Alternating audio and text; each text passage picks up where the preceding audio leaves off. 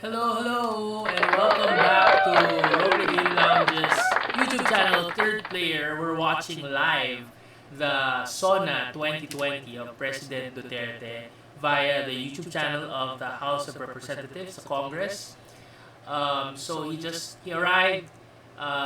There was prayer, our national anthem, and then he began to speak, and he spoke about the pandemic hitting us, and that was will, my daughter but we'll listen in right now. and son.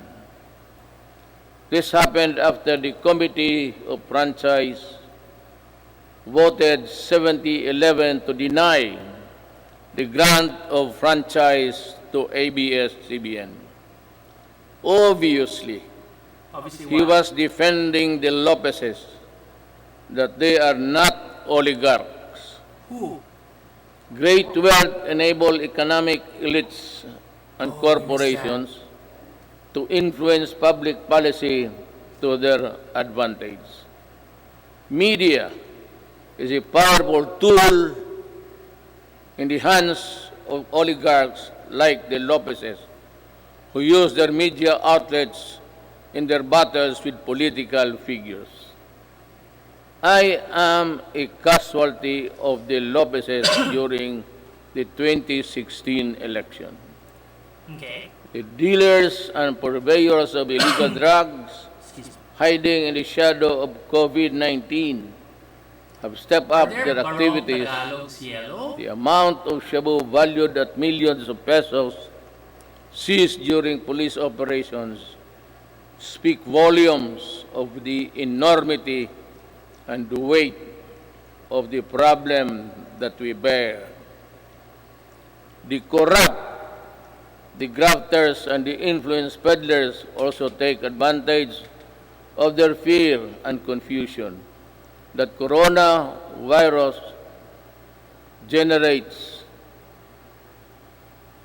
The financial and material assistance of government to the unemployed, the sick, and the destitute, running into billions of pesos, are not spared from corruption and ineptitude. Even the donations for well-meaning private persons are schemed before reaching their intended beneficiaries. It is like snatching food from the mouths of the babes. The profiteers, overpricers, and the corrupt felons must be laughing while they stash their dirty monies, but not for long. They cannot outrun the long arm of the law. In these regards, the words of former President Ramon Magsaysay ring fresh and relevant today as the day they were said decades ago. What? He said, "We need men of integrity and faith like Rizal and Del Pilar, men of action like Bonifacio, What's Tito Soto? men of inflexible patriotism like Mabini. We need their zeal, their self-reliance, and their capacity to work, their devotion to service, and their ability to lose themselves in the common cause of building a nation. If we allow greed I turned and off the self-interest subtitles because it's not working. and ambition to rule, Can you hear him like his mouth will be is left so with nothing better than the lesser evil instead of the greater good. What are you doing? In my inaugural address 4 years ago, I said that no leader can succeed at anything of national importance without significance unless he has the cooperation and support of the people he is tasked to lead and sworn to serve. Si Bina. The efforts and resources which we poured out produced the momentum needed to bring our country closer to our goals. Suffice it to say, we made significant strides over time. Over 4.3 million poor families benefited from the Pantawid Pamilya. Over 92.2 million beneficiaries received subsidies under the unconditional cash transfer program. We also made available tertiary education and universal health care. Public utility drivers There's were a comment. given Dito lang, assistance bakit to ka the nanalo pa to? Pantawid Pasada program. There are complaints that some drivers did not receive any assistance at all. I have directed the SWD and DILG to look into this. I welcome the passage of the law postponing the barangay and sangguniang kabataan elections. The postponement saved much needed government funds and ensured the implementation of projects under the current barangay officials. So may In the hindsight, it also saved us from holding the polls while we dealt and continued to deal with the pandemic. The Malasakit Centers Act has proven to be a great help to our less fortunate citizens needing medical services through one-stop platform in government hospitals. We commend the initiative and work of Senator Bongo in this regard, as well as other significant pieces of legislation as of today. Ano raw? What did Bongo do? There are 75 Malasakit centers serving Filipinos all over the country. These centers will be of great help in ensuring that our people remain healthy and resilient during these challenging times. The Salary and Standardization Law of 2019 increases the salaries of civilian government workers. I hope that this law will inspire our government workers to perform better and encourage young, brilliant citizens to join public service. I appreciate the law of establishing the National Academy of Sports. We can now give our deserving student athletes the training and the support they need to excel in their chosen field of endeavor. With the commitment of key members of Congress, the Executive Department, the FISGOC, or the Philippine Sports Commission, and the Philippine Olympic Committee, are bound together with one vision to host the 30th Southeast Asian Games. Our athletes prevailed. More than that, we fostered pride, patriotism, genuine sportsmanship, and camaraderie in our South Asian brothers and sisters. Indeed, we won as one. To our business community and the general public, we assure you that the landmark ease of doing business and efficient government service delivery act has been gaining momentum. We are closer to eliminating over-regulation in government services. Frontline processes, including consular services, processing of building and business permits, and the services of overseas Filipinos and seafarers were streamlined. Passports and driver's license validity were lengthened to ease the burden of the public. We received a BBB plus credit rating despite ASEAN credit rating downgrades and negative outlook revisions in the BBB plus. worldwide. No one has reported that. I have not heard The about Japan that Credit Rating Agency upgraded us from BBB plus to A minus last month. Meanwhile, Moody's has affirmed and maintained the country's ratings at BB2,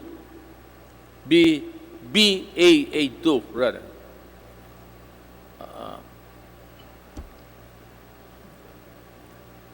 To understand, because of the light, I have mine eyesight is not as good as new. Our fiscal position is strong, our economic fiscal management prudent, and our banking system robust. We are in a better position to weather the crisis caused by COVID-19 global pandemic. We have accomplished significant infrastructure projects under the Build program. I will not dwell lengthily on the nitty-gritty of our infrastructure accomplishments. Now, lest I bore you. Instead, we will release a comprehensive Maganda naman talaga yung mga nangyayaring infrastructure programs and projects since he took office. of accomplishments that remind us that perseverance, patience, determination will help us move forward even in the most difficult times. Iba yung We issued last year the executive may order subway number system pa na 100, ginagawa, di ba? establishing the diversity and inclusion program as national Tulo. program of the government. We want to end discrimination of persons on the basis of age, disability, ethnicities, sexual orientation, and gender identity and expression, and other That's good. character traits. My administration always believed that freedom from illegal drugs, terrorism, corruption, and criminality is itself a human right violation. Part of our efforts to uphold human rights is protection of the rights of children and the right against discrimination. Early last year, I signed Executive Order number 92, creating the National Council Against Child Labor. Government efforts to protect the rights of children will be amplified to prevent, reduce, and eliminate any form of child labor. Our achievements along this line, Manny Marcos, who have been extolled Manny by an Pacquiao, overwhelming number of fellow member states in the UN Human Rights Council during its recently held 44th session last June. Rest assured that we will not dodge our obligation to fight for human rights. My countrymen, there are lessons to be learned from the coronavirus pandemic. It jolted us to realize that gains made after spending so much planning, effort, cost, and time could diminish considerably and quickly for reasons beyond one's anticipation. ang dilim. That it is much easier to destroy than build. That in a crisis of national proportion that affects every aspect of human life, government needs to have the support and cooperation of the people if it is to succeed in battling the cause of that crisis. That there are people who ask for compassion but show none themselves. That life, after all, is fickle, like the weather. The gains we achieved for the first 3.5 years were put to a test when the pandemic suddenly struck the global community. While I am aware that the road towards a comfortable life would all be far easy if the pandemic had not occurred, and around the rest of the world we suffered.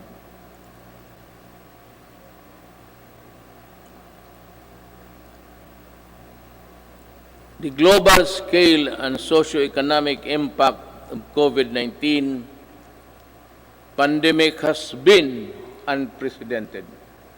Yet, in the throes of its global health emergency, we have been able to withstand the headwinds generated by this coronavirus.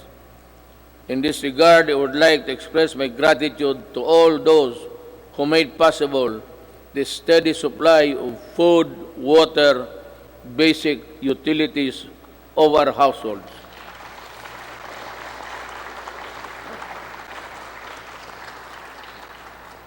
And the provisions of basic social services and financial assistance to our people. Our profound gratitude goes to everyone who helped keep our country's food supply chain running. The valiant soldiers, policemen, and security guards who kept peace and order in our community. The dedicated personnel who kept our essential establishments operational. You showed us kindness and selflessness. You gave us strength. You risked your own lives to serve the greater good in keeping the Filipino spirit of bayanihan.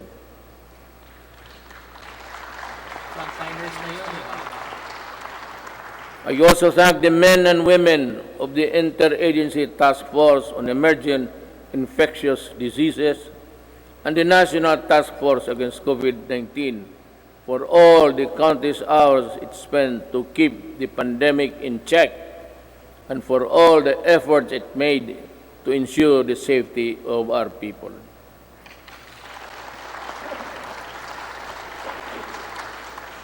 Let me also recognize the efforts of the local government units that step up and initiated their own response measures to contain effects of COVID-19 and its impact to their constituents have been impact to its constituents. Except those who use The shadow the says money it's a for their superior own them. gain. I know exactly the difficulties you are undergoing. I pray that the officials of each LGU in our country, from the barangay to the autonomous regions, would set aside partisan politics and selfish interests to do what is right and good for all. Likewise, Best president ever daw in his generation. Ang I likewise issued Executive Order Number 104, kontra doon which imposed ceilings on retail prices of at least 133 drugs and medicines 4 years and directed a continuous review of the retail prices of others. This proved to be providential now that we are facing a pandemic. To everyone who helped us in this time of great need, maraming salamat po. Look at those people. Every one of them have very large tummies, round Let me tummies. say that the strength of a nation rests in the hands of the people acting as one with government. In the pursuit of common goals and objectives, when the pandemic struck, I decided to prioritize life over other considerations according to experts. The intervention that the government had put in place prevented as much as 1.3 to 3.5 million infections. Totoo To me, naman, di ba? even if the numbers were much lower, Although it people would will still say be na we also and would started have been worth parang March the sacrifice we made. Diba? Parang Buhay unlike muna bago with lahat. America. We can draw parallel lines. We initially encountered difficulties Situation with ramping up America. our testing capacity. We now have 93 accredited testing laboratories nationwide, and we are aiming to conduct 1.4 million tests by end of July and ensure a quick turnaround time of 48 to 72 hours. So, that's good. Under the Social Amelioration Program, we allotted 2.5 billion or to 2.5 billion for poor and low-income households who were affected during this pandemic, who thrive on a no work, no pay arrangement. Admittedly, our implementation of the Social Amelioration Program was not perfect, and some opportunists turned crisis into opportunity. We will catch up with you sooner than you think. We came up with the COVID-19 Adjustment Measures Program, extended financial assistance to over 650,000 affected individuals in the formal sector, 110 OFWs abroad, and almost 83,000 repatriated OFWs were also provided temporary wage employment to displace marginal workers through the TUPAD project. Our indigent senior citizens were also provided with a stipend for the rest of the semester of the year current year. This health emergency stretched government's resources to its limits. In response to the Office of the President, worked closely with Congress for the quick passage of the Bayanihan to Heal as One Act. May I again reiterate my thanks to you, the men and women of Congress, for the effort you invested in passing that law. So, a year I and a hope half that pa we yung can get president some niya, right? or the same treatment, 2022 ba yung elections clarity, natin? purpose, and the fastness to support the really passage of the Bayanihan Recover to Act as One, which is supplement funds for recovery and response against the impact of COVID-19 pandemic. Recover as well. So, kaya We must facilitate the country's economic recovery. I call on Congress to fast-track the passage of the proposed measure, such as the Corporate Recovery and Tax Incentives Enterprises or CREATE Act. This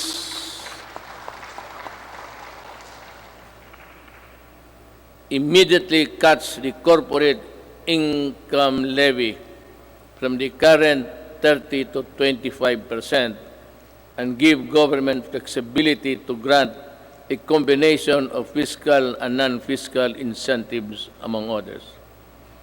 The Financial Institutions Strategic Transfer, or First Act, will set up mechanisms allowing banks and other financial institutions to dispose of and transfer non-performing assets and loans to asset management companies, similar to the special purpose vehicles. Our economic managers have seen infrastructure investment as an effective tool to help spur high growth, attract investments, create jobs, and achieve financial inclusion for all Filipinos. The DBP has resumed the construction of the North Luzon Expressway Harbor Link, the NLEX SLEX Connector, the Cavite-Laguna Expressway, the Metro Manila Skyway Stage 3, the R1 Bridge Project, the Tarlac-Pangasinan-La Union Expressway Project, and the Subic-Freeport Expressway Project, to name a few. To realize the maximum benefit from the country's investments, the infrastructure projects under the Build program, which are labor and capital intensive, are not mere springboard for the country's swift recovery pandemic. They are economic benefits to be distributed to all corners of the country and push sustainable stability in the urban centers, particularly Manila.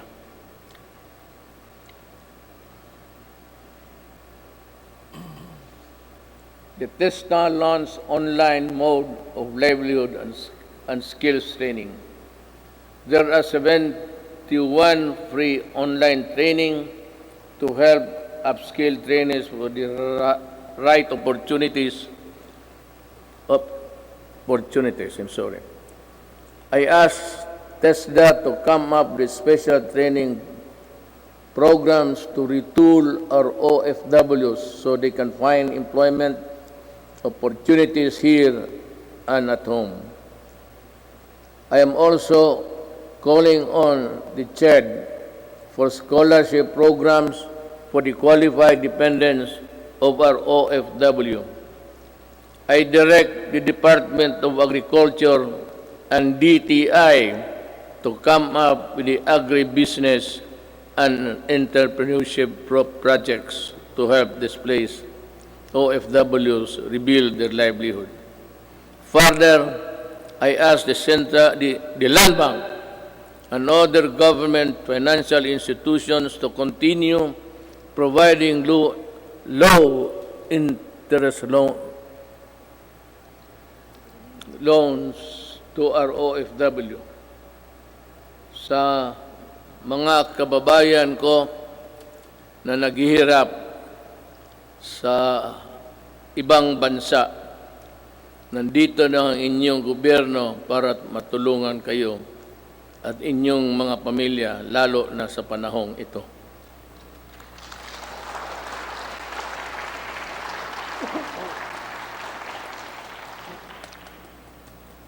The government will intensify its efforts to help businesses, especially micro, small, and medium enterprises, or MSMEs, by providing responsive government assistance and services capitalization and business operation support as we adapt to the next normal. Nananawagan po ako sa ating mga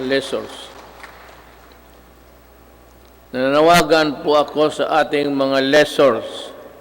Malasakit at bayanihan po ang sana ang pairalin natin ngayon.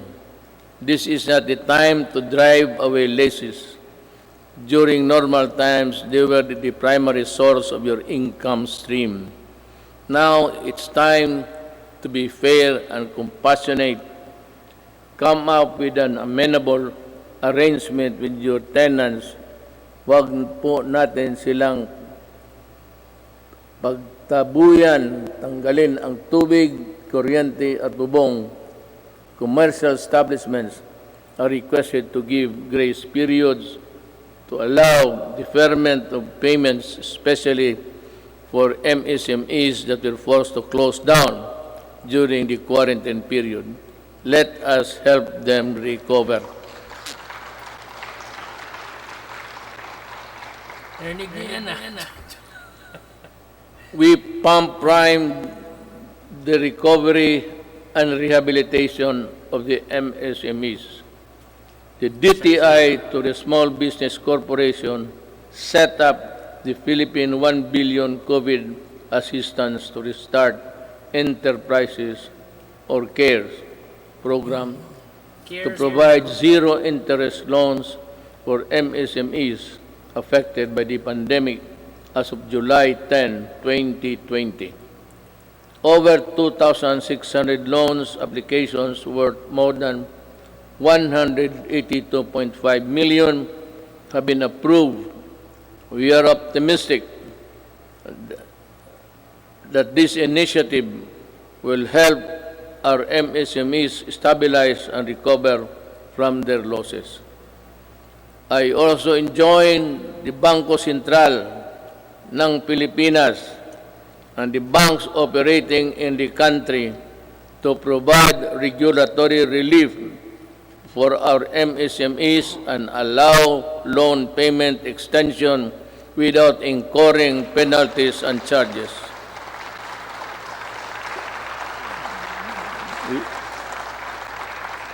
We need your help to prevent the collapse of companies saddled with accumulated amortization and payables caused by closure of their businesses at the height of the strict quarantine periods.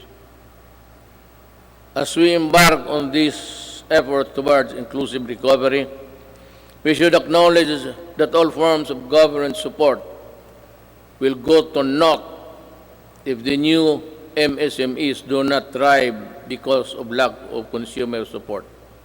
Ito ang panahon para suportahan natin ang ating mga kababayan na nagnegosyo at gumawa ng mga produktong sariling atin. In the same manner, in tourism and recreation industries, which are among the hardest hit by the pandemic, count on our full support while we slowly try to put the fun back in your local travels. The national government agencies and LGUs must harmonize their policies to boost tourism,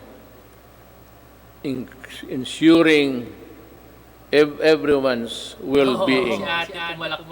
We enjoin our people to help boost the economy by traveling locally. I didn't get what he said. Lokal na lang. Once the necessary system are in place. Travel.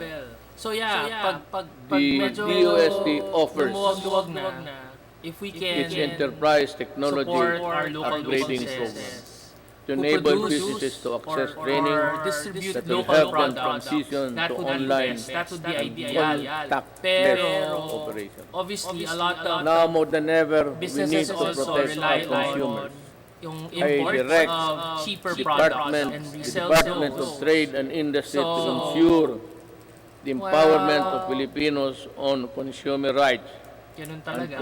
coordinate strategies between public and private organizations in building a fair, safe, resilient, and sustainable economy. There are welcome developments for commerce and industry, but major economic activities take place in borderless environment with the meager regulatory controls. They expose consumers to various risks related to security, data, privacy, and misrepresentation. Pero really, We in a must year and a half, patrol the we country's have cyberspace people and starting to enforce line up online for consumer the and position data protection of and president. privacy Is law. there anyone We must who run after looks online like scammers okay to take over? and those undermining the people's trust the online I the would online like to transactions. We must continue to President. protect I think I Filipinos can in the do it. normal and remind the world that we are responsible stewards of data. Is this Zubiri? I am committed to protect both physical and digital lives of our law-abiding countrymen. KFC, please. Nagutom ako. The national government shall lead the way in our transition to online systems. I reiterate my call for all government instrumentalities Lapit to ka po sa implement microphone. systems that shall make physical queuing a thing of the past. Panahon na para mawala na ang pila para mapagsilbihan ang gobyerno ng Tama walang lang naman. hirapan para If sa tao. everything can be done online, The DILG, DBM, and the ARTA, along with all agencies and instrumentalities of government, are hereby directed to make full possible services available online. We need to adjust and adapt a paperless type of business and work performance. We need governance. E-governance. E-governance are people with the services they need and the comfort of their homes in the work or workplaces. It will enable us our bureaucracy to better transition into the new normal and cut and minimize red tape. Until the COVID-19 vaccine is available, I think we I need will not a young allow leader, a the new traditional leader. face-to-face teaching or learning unless the risk of exposure to the sickness are eliminated.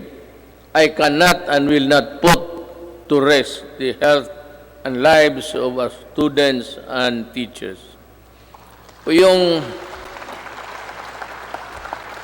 About 2 weeks ago, I seem to have said that I would allow the face-to-face classes to resume. But we were talking actually of January, because my thinking is that by September, we would have the vaccine.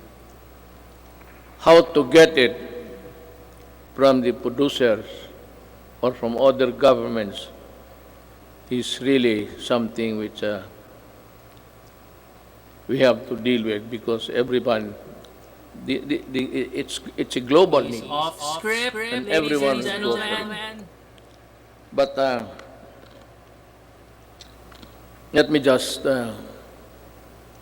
mention it in passing that about 4 days ago, I made a plea to President Xi Jinping that if they have the vaccine, can they allow us to be one of the first, or if it's needed, if we have to buy it, that we will be granted credit so that we can normalize as fast as possible. Life that is lost is lost forever. Courses that are not substantial can be supplemented. Education that is delayed can be recovered. We must implement online learning modular learning, and TV and radio-based broadcasts, which students coming from different backgrounds can avail. You can use the DepEd frequency of ABS-CBN to may make provide the printed modules a for those who channel cannot afford exclusively online for education. learning.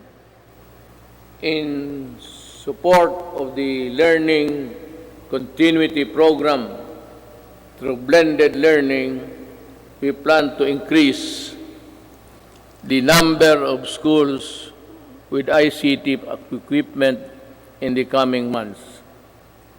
The DepEd and the DITC are building up the public education network or PEN that will connect all public schools and DepEd offices nationwide.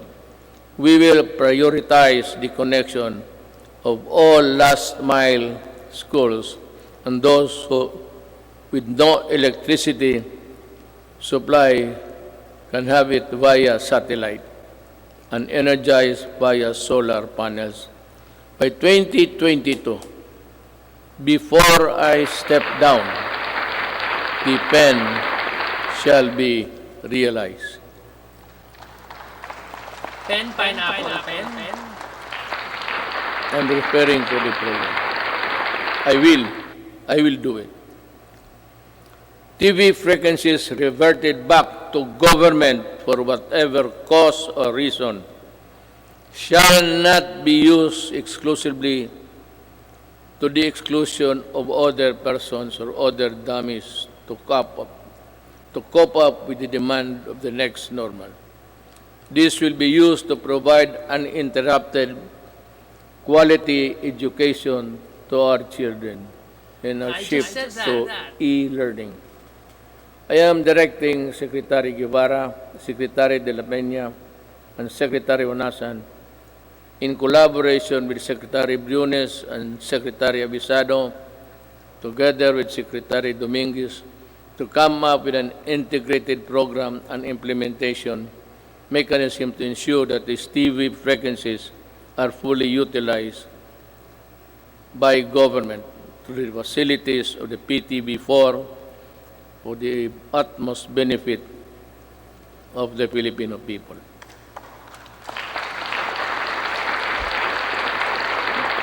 Let me just allow me to segue a little bit.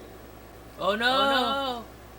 For the remaining 2 years of my term, all that is good that belongs to government, whether it be the airwaves, whether it be the lines, or whatever that is good for the people, will belong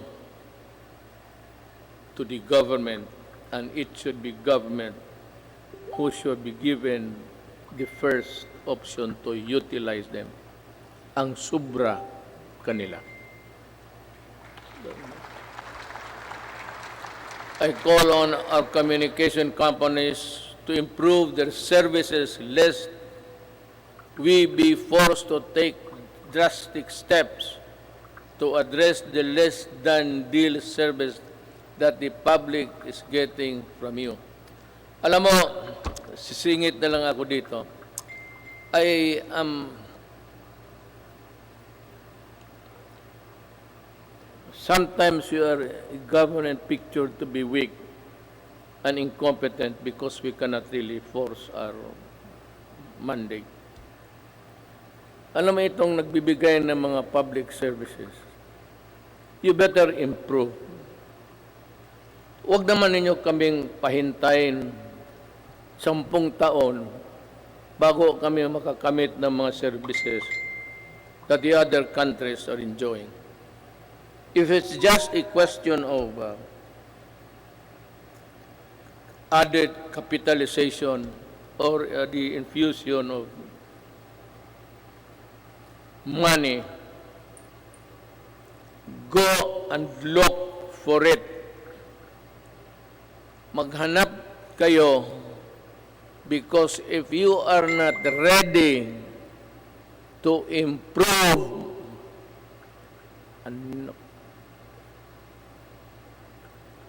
I might just as well close all of you and we revert back to the line telephone. At kukunin ko yan, i-expropriate ko sa gobyerno. Oh, that's a threat. Alam mo itong, Ganda yun ng internet.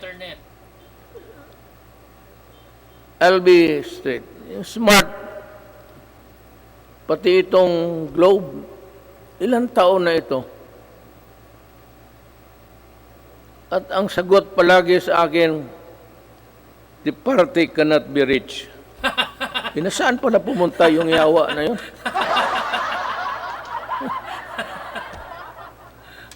Kung ganun lang naman ibigay ninyo sa amin, we are a republic, a sovereign country. Bear that in mind because the patience of the Filipino people is reaching its Breaking point. limit. At I will be the one to articulate the anger of the Filipino people. And you might not want what I intend to do with you. Allah. Kindly improve the services before December. Ayan I want to call Jesus Christ to Bethlehem. What? Better have that line cleared. Okay. Sa Pasko daw.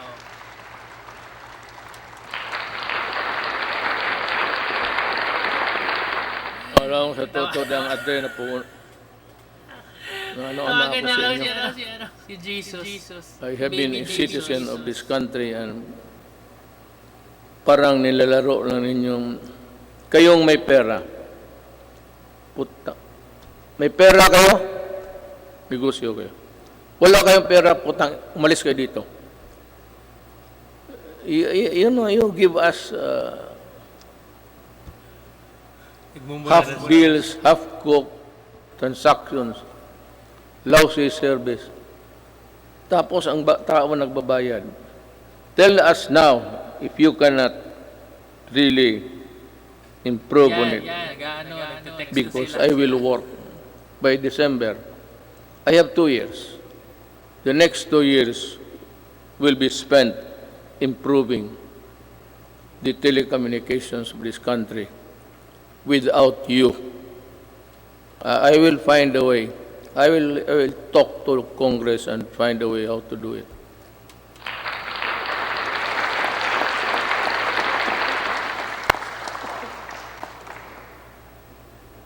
Last year, I said that distributing economic business activities is imperative to our country's sustained and equitable growth. Today, I reiterate that statement. Parang nagkaroon I issued Administrative Order Number 18, directing concerned agencies to strengthen the development of special economic zones in areas outside Metro Manila. I also issued Executive Order Number the same, 114, to institutionalize the Balik Probinsya Bagong Pag-asa program. This consolidates and refocuses existing economic and social welfare programs, activities and projects toward the countryside. It is also an international agency council headed by Executive Secretary Salvador Medialdia, which will create a framework for the effective implementation of the project. Kung hindi ninyo ako naiintindihan sa sinabasa ko, mas lalo ako. What the hell?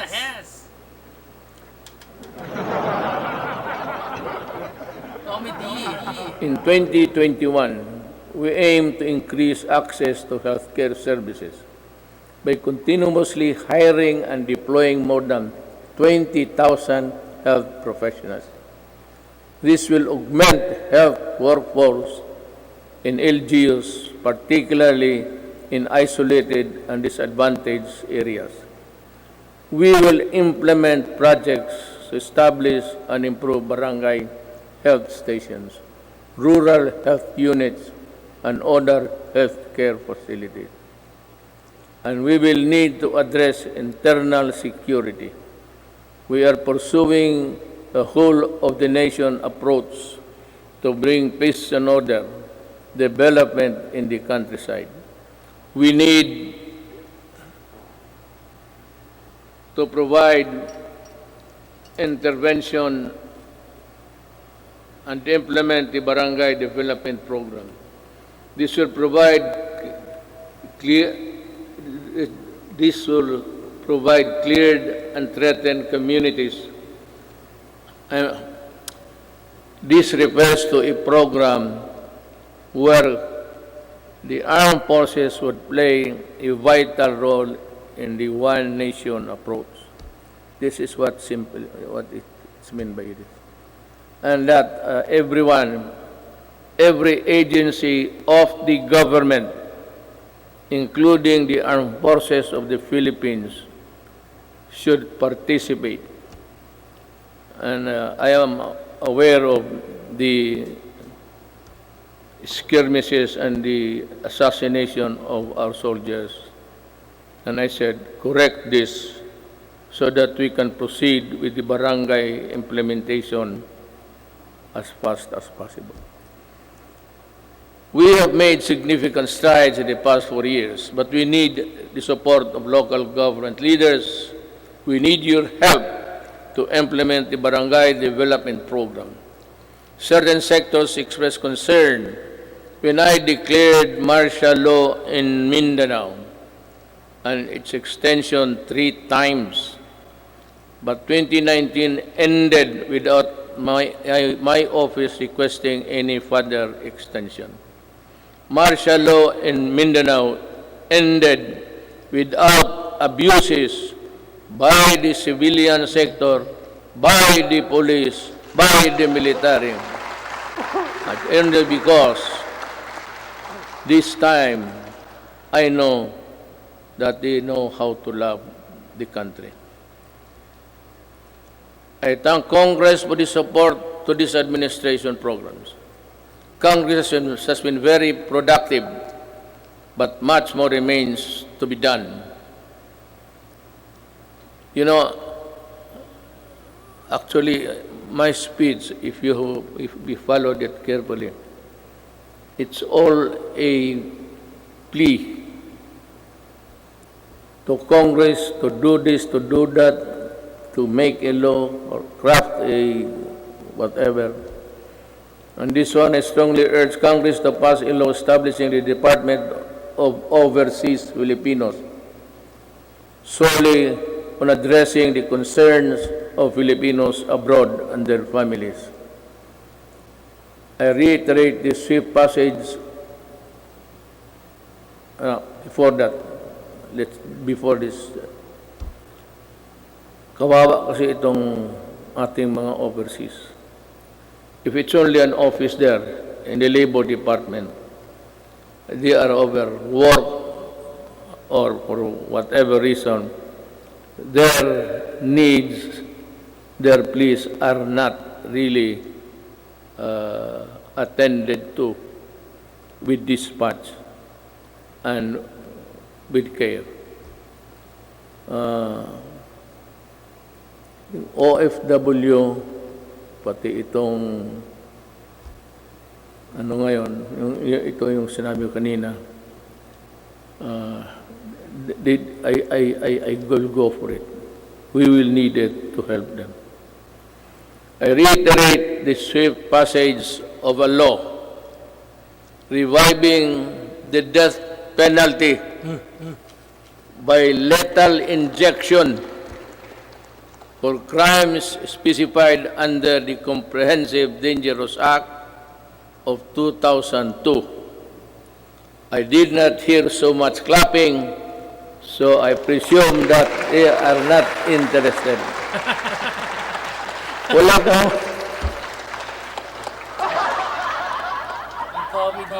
Someday I'll tell you the story, what happened to the Philippines. Hindi ngayon. But when I'm sabihin ko sa inyo ang totoo. Bakit nagaganito yung droga ng Pilipinas?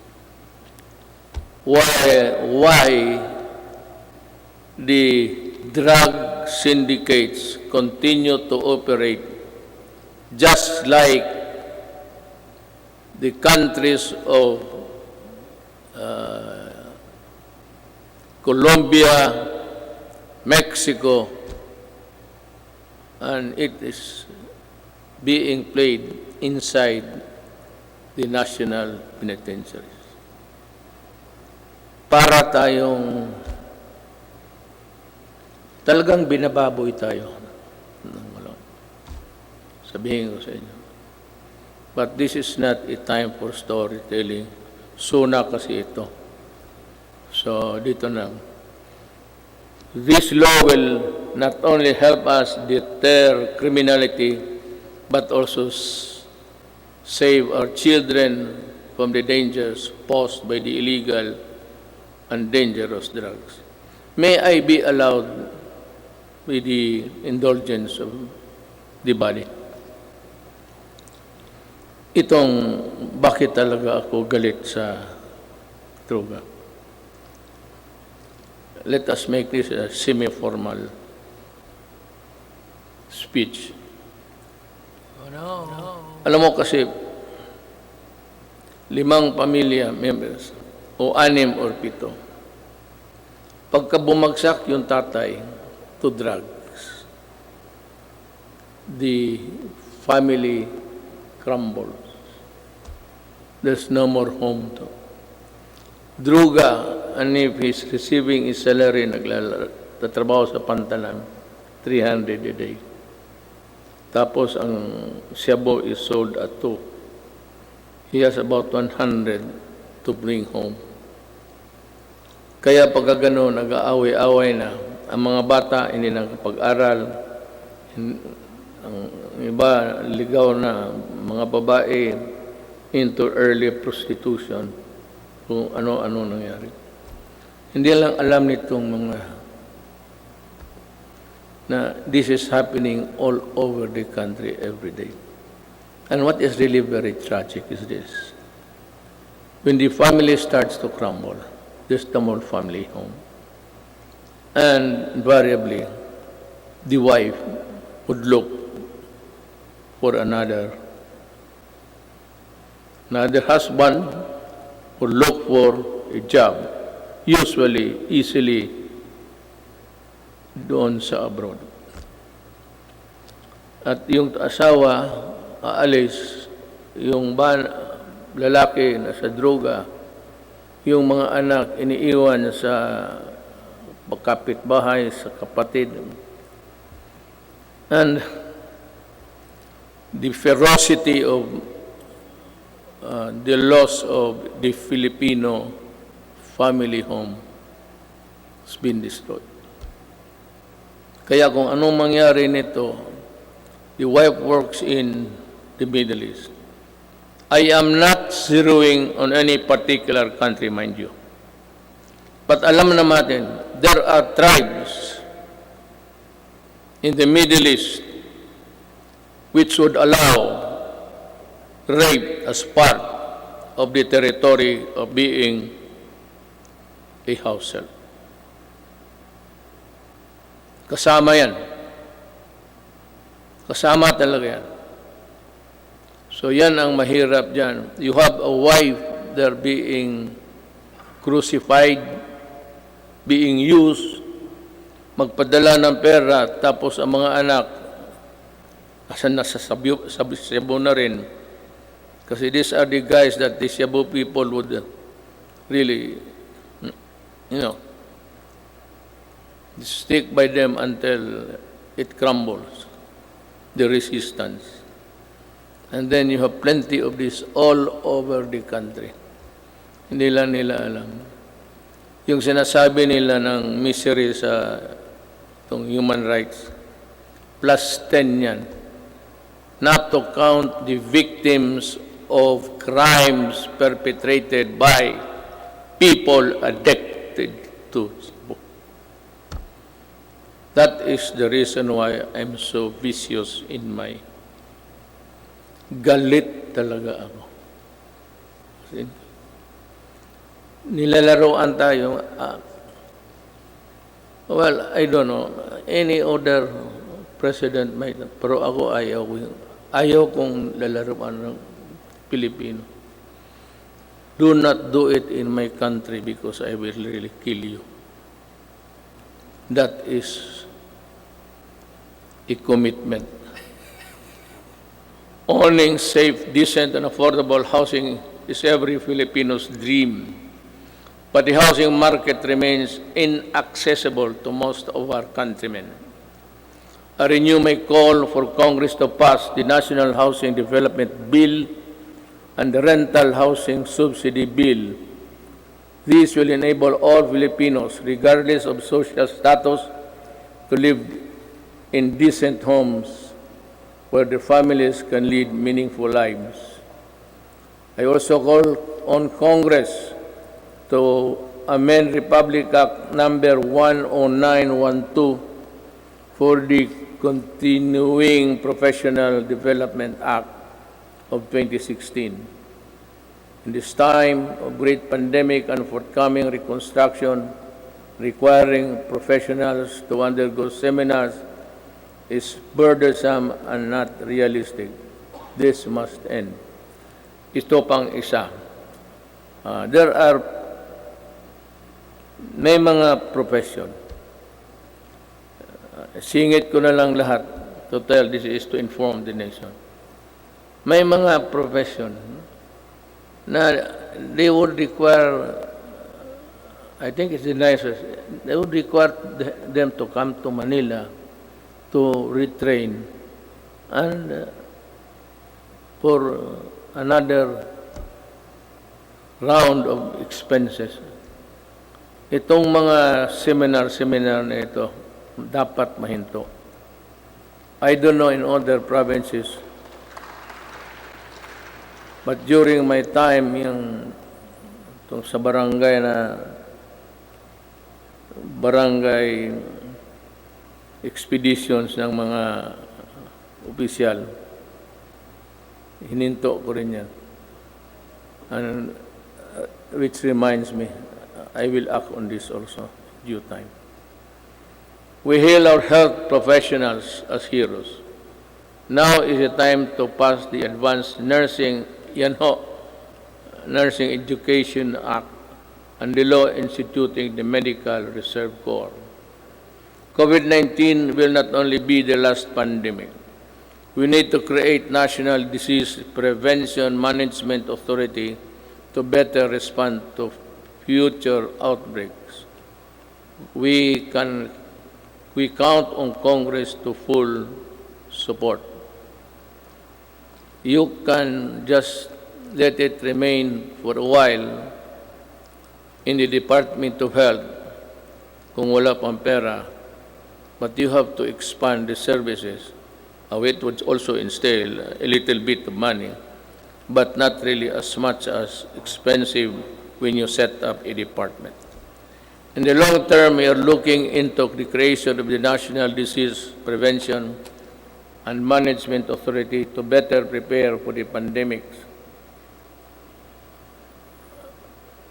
protect lives, and allow development to proceed even in the worst of times. We are counting on the full support of Congress for this critical, important endeavor.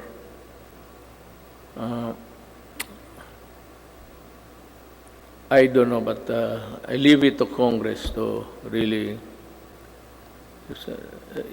It's another department.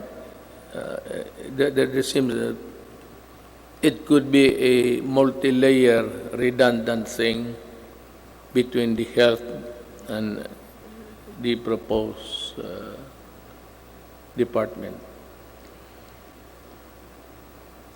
I call on Congress to prioritize the passage of a law for the unified system of separation, retirement, and pension, and of the military and uniformed personnel without, however, diminishing the benefits that our uniformed personnel are entitled to under existing laws. There is a need to adjust the pension system, which will be applicable only to the newly hired uniformed personnel, so as not to cause a ballooning effect against the budget of the military in the years to come, and yet maintain the pension benefits those already in service under the present law. This issue needs a solution now. Umpisa natin ngayon para hindi na maging problema sa sunod na mga taon.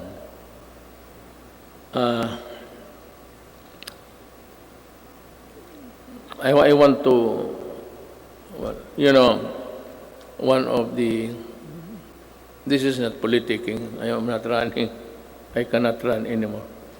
Yung dinoble ko yung sweldo ng police pati army, it was really a clarion call para for them also to have a decent life and that they're able to get the things which ordinarily cannot be reached by any government employee. Ang akin doon is yung corruption. That maybe it might be a vain attempt, but maybe dagdagan ng sweldo para it would be a hedge against corruption. We must also modernize the Bureau of Fire Protection and the Bureau of Immigration with urgency. Alam mo, sa Davao, and if you go there, I can show you, one of the serviceable trucks, fire trucks that we have in the city of Davao. Of course, ang city meron ng sarili, aside from the Bureau of Fire, which is really national. Meron yung Bureau of Fire, would you believe it, serviceable still. Ang pangalan ng truck is Studebaker. Ang katawan, ang talagang matatag ang katawan. Kaya ang makina isuso. Pero okay pa rin. It can put out. But, totoo. This is how this Bureau of Fire issue medyo na overlook natin ng matagal. I emphasize the creation of the Department of Disaster Resilience and our people's safety, which cannot be delegated to any council or commission. Equally important is the establishment of evacuation center in every city, province, municipality throughout the country. We must act before another major disaster shakes into action. Problem is disaster and even a fire. This cannot be made a study for projection when the earthquake would suddenly come and make a big crack there. Hindi natin alam talaga. Ang ibig kong sabihin, this will require more than just one brainwork kung paano talaga itong how to prevent or avoid disaster. It would be, by the way, just before starting, I was tempted to say it, pero baka magtindigan kayo. It will be all right for me if Bongo will just stay. Wala akong problema. Sabi ko na this piece of speech of mine would be one of the longest SONAs that I will deliver. Nakita ko yung page pagbigay sa akin. Yung ibang input akin. Pati yung iba lahat. Ang nangyari po, binalik ko sa kanila. Make it short. Pagbalik sa akin, mas makapal na. Nandyan na ngayon. Ito na ngayon. The responsible extraction and equitable distribution of natural resources remain among my non-negotiables. I reiterate the need for the passage of the National Land Use Act, which has been pending for decades. Pakisilip lang ho ninyo yan. For the rest of my term, I hope to see concerted efforts in protecting the environment. The rehabilitation of Boracay Island showcased our resolve to safeguard the environment.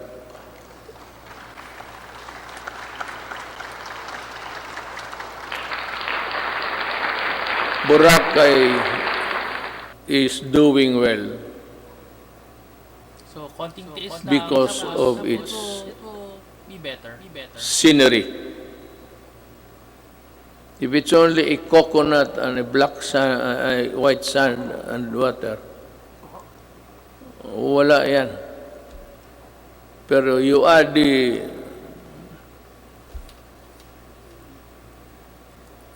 visitors there, then it becomes a very tempting destination. We have seen remarkable emergence of the island back to its former glory.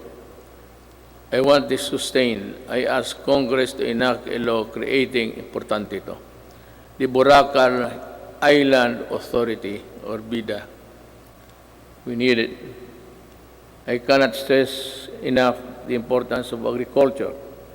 The growth of our economy depends on a robust agricultural sector. We must utilize the coconut, we must utilize the coconut levy for the welfare of our coconut farmers and the development of our coconut industry. I urge everybody, both of the executive department, pati ito, that ito yung pera na nakuha doon sa na sequester. And itong perang malaking ito, gagamitin ito for the welfare of the farmers. The problem is, we can no longer trace who are the farmers of yesterday. Marcos is a distant star. We do not know. Ako alam ko because we had a little piece also that was covered by the land reform. Hindi na natin malaman kung sino ang may-ari. So I think Congress should look again and try to sort out how best the money can be utilized.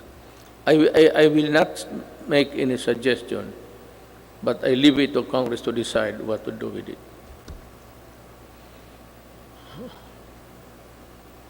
I once again urge both houses of Congress to pass a version of the bill establishing the Coconut Farmers Trust Fund. Tulungan natin ang ating mga magsasaka pagka hindi mawawala yung pera, bilyon yan. Diyos ko po. Well, anyway, we have learned so many lessons along the way. I am also requesting Congress to pass the Rural Agricultural and Fisheries Development Financing System Act. We aim to provide adequate, accessible, and affordable food for every Filipino through the Plant program. After the build, I think this is easier to achieve. a few good men, few good regional directors at DAR, and dedicated workers down below could make this thing a success. Mas madali ito kaysa build. Ito plant lang eh. It is more of how you try to convince the farmers to cooperate government for their benefit.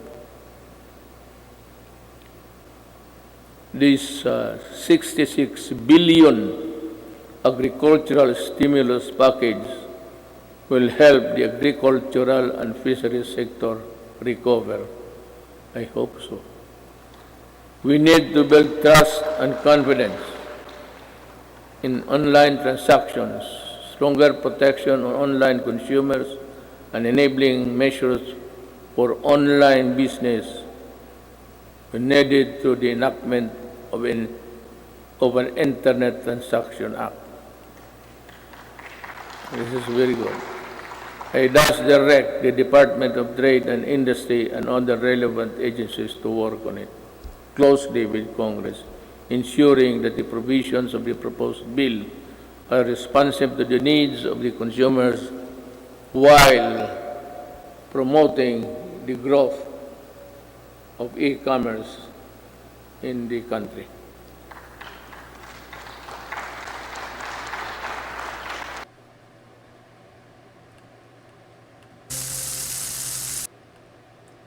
Oh, okay. So we sort of press the button. The antiquated public health system for bringing home or laid off Filipinos overseas, for filling in supply gaps for crucial medical supplies and equipment and staple food. For these and many more, the Philippines thanks all friendly nations. We will never forget your kindness and your timely support. Within ASEAN Who's that? and beyond, the Philippines, Why is he doing that? we will continue to work with partners to address global perils and ramp up cooperation to secure for our peoples greater peace, progress, and prosperity. So The Filipino nation claims its rightful place in a community of sovereign states. But Thus, we will continue to pursue an independent foreign policy. A portion of the Let SONA me be very clear with me. about this.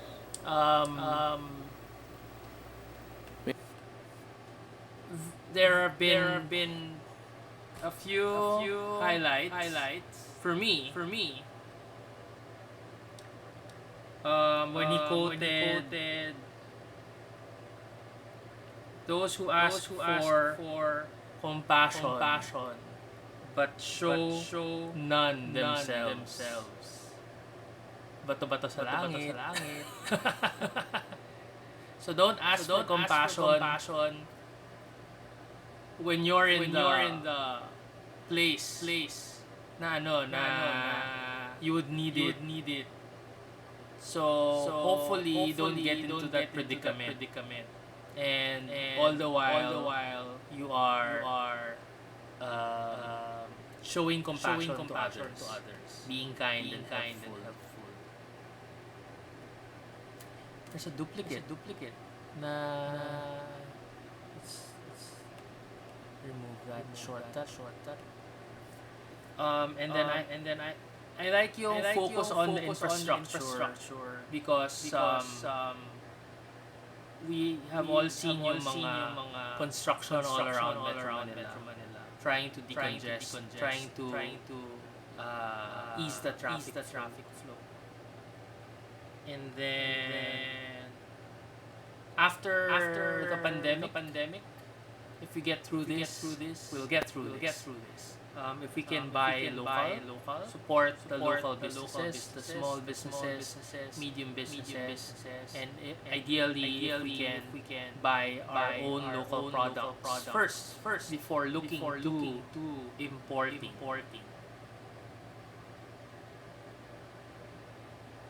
Sabi niya, oy, mga lessors. Awa. Ano? Pagbigyan nyo naman daw yung mga tenants, especially the small medium enterprises, because we really can't. Hinamay ko na sarili ko. Yeah. So thank you for watching this video. Another episode in our RP88 series. This has been JB. So if you like this video, give us a thumbs up. Please comment on how you think President Duterte is doing. And what you hope for the next year and a half, 2 years of his presidency. And really, who are you seeing as potential replacements to this guy? I hope it's someone new. I hope it's someone young. I hope it's me. But no, probably not.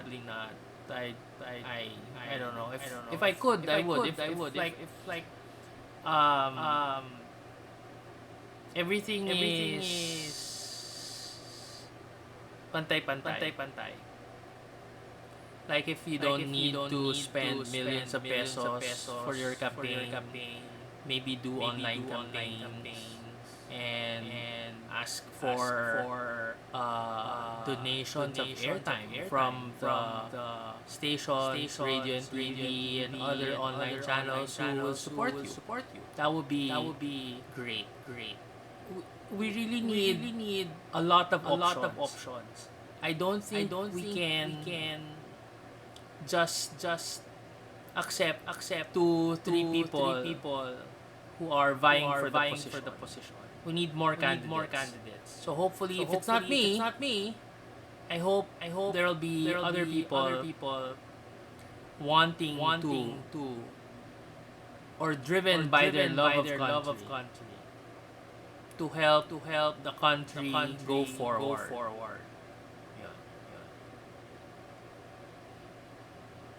Yeah. What do you think about Angel Oxin? I think she's too. She has a fire in her. Yeah. So that can be a good thing. That can also be a bad thing. You really need to be. Will she ever be like a statesman? You know. Be able to put out her ideas and push her ideas, push yung action items with a little more dignity or class or it's a difficult job. So maybe she can try to go to Congress first. Yeah. But good luck to her. Good luck to everyone who will want to run for a government position. And please, just do it to be able to better our country. Don't think about trying to enrich yourselves. Okay? Please. Please like, share, subscribe, and comment down below. If you comment down and like this video, that would be one entry to our free giveaway. More details in the post in Facebook. Roleplay Game Lounge or the group Philippine Magic the Gathering League. So thanks again. This has been JB for Roleplay Game Lounge YouTube channel Third Player, and I'll see you in our next video. Bye bye.